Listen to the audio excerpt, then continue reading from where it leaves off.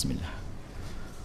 Untuk menuju ridho Allah, dijelaskan oleh para ulama, ibaratnya kita itu dengan menggunakan dua sayap, seperti burung. Kalau sayapnya sebelah nggak akan bisa. Sayap yang pertama adalah rasa takut kepada Allah atas hukuman Allah. Tapi rasa takutnya jika tidak diimbangi dengan sayap sebelahnya, yaitu harapan besar kepada pengampunan Allah, maka nggak akan sampai. Sehingga ada orang berdosa putus asa, berarti sayapnya sebelah. Sayapnya sebelah. Dia punya sayap sebelah. Takutnya pada Allah berlebihan, tapi tidak dibarengi dengan harapan Allah Maha Pengampun. Atau sebaliknya, orang yang berharap kepada Allah dengan pengampunannya, tapi nggak ada rasa takut, ini kurang ajar nanti kepada Allah. Nggak akan sampai kepada Allah. Maka harus ada keseimbangan antara rasa takut Anda yang sudah ada dan dengan harapan atau dengan kemurahan, luasnya pengampunan Allah. Ada keseimbangan. Sehingga di saat Anda terpuruk, Anda menyesal. Sekuat-kuatnya penyesalan itu. Tapi setelah itu Anda tumpangi dengan harapan Allah Maha Pengampun.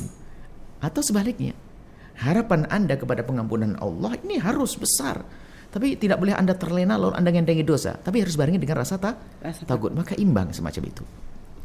Nah, kemudian pandangan terpenting itu pandangan Allah.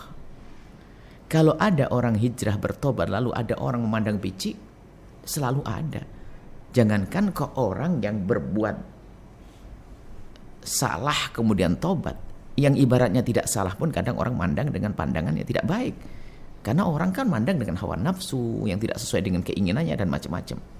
Dan kita tidak perlu pandangan manusia, kita perlu pandangan Allah. Artinya, jangan sampai pandangan manusia itu menjadi perhitungan terpenting dalam hidup kita. Biarpun kita itu diajarkan oleh Allah untuk dipandang orang itu baik, yaitu berakhlak mulia, tentunya begitu. Tapi kalau orang berakhlak baik, perilaku baik, tapi bukan karena Allah, ya bermanfaat untuk manusia, tapi di hadapan Allah tidak diterima oleh Allah Subhanahu wa taala. Nah,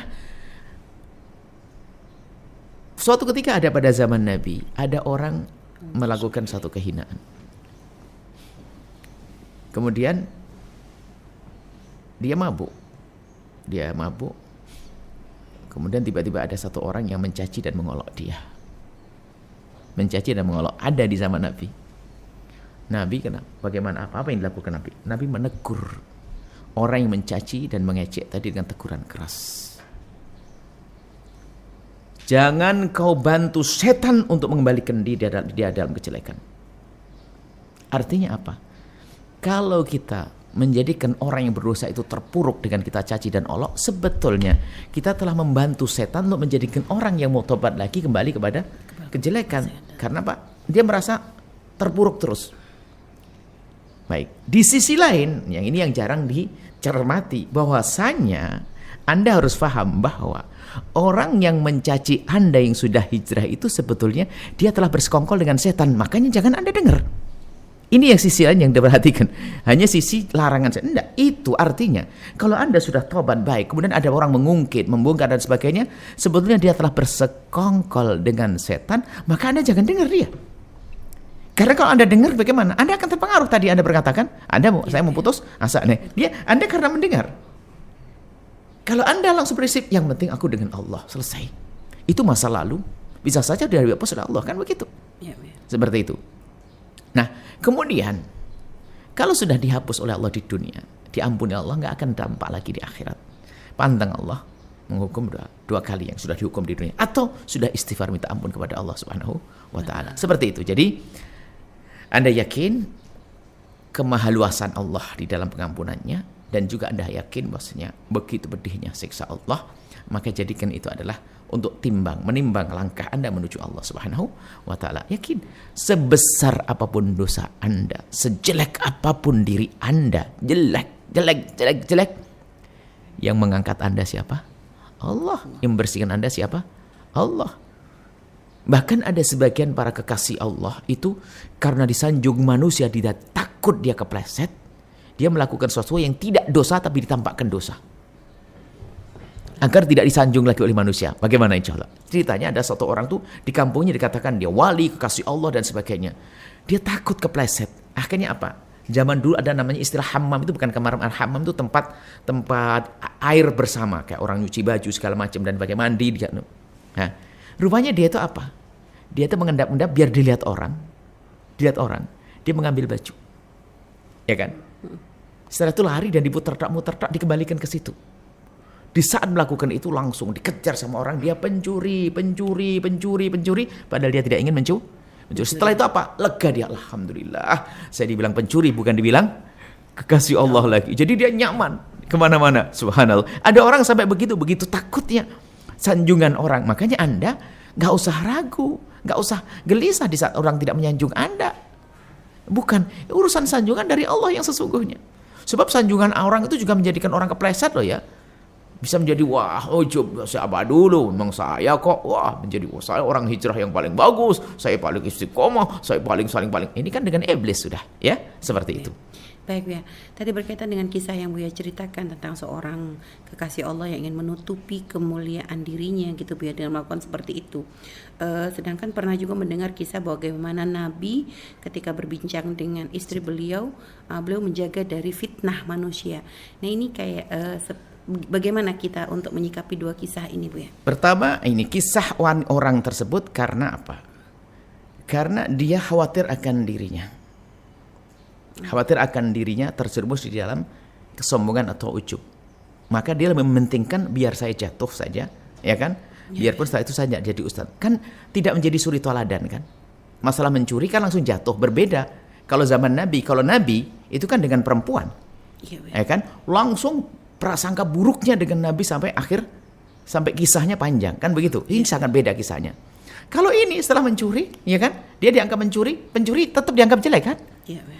Tentu dia jelek, dia sudah paling saya dijatuhkan. Dia sudah mengetahui bahwasanya di tempat tersebut figur dia itu mungkin tidak terlalu penting. Masih ada figur yang lainnya. Ya kan? Dia sendiri, dia yang mengukur dirinya, bahwasanya dia takut terjerumus. Bahkan dia rela untuk itu semuanya. Rela untuk dikatakan bahwasanya dia pencuri agar dia tidak disanjung-sanjung. Itu sangat pribadian, itu makom, nggak bisa semua orang niru begitu. Nggak bisa semuanya. Nggak bisa. Itu adalah itu kan niru. Dia sendiri yang ngoreksi dirinya, yang dia memang merasa bahwa ini bahaya bagi saya sanjungan. Bahaya bagi saya sanjungan. Maka bisa jadi sebagian orang yang tiba-tiba terpuruk dengan terhinakan setelah itu, mungkin itu adalah memang untuk upaya dia melepaskan daripada sanjungan yang panjang, yang menjadikan terjerumus untuk dirinya terjerumus bahkan kadang-kadang panah kehancuran itu tidak saja ke dia, kadang anaknya juga ikut jadi sombong, ya kan, keluarganya sombong, seperti itu. Jadi ini sangat beda karena Nabi waktu itu betul-betul menjadi suri toladan dan panutan, dan Nabi menjaga agar mereka tidak punya prasangka pada baginda Nabi SAW. Tapi kisah ini masalah pribadi, masalah pribadi, bukan dia memberi contoh untuk mencuri, enggak, ya kan? Karena dia merasa dirinya memang perlu untuk menjatuhkan, karena saya nggak kuat disanjung terus. Siapa yang nggak senang disanjung sebetulnya kan? Ya kan? Sampai suatu ketika ada orang, bagaimana Nabi kalau ada orang senang disanjungnya?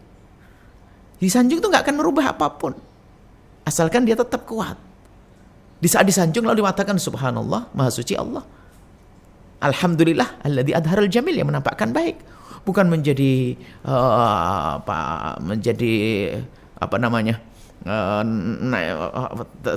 lepas kontrol dia.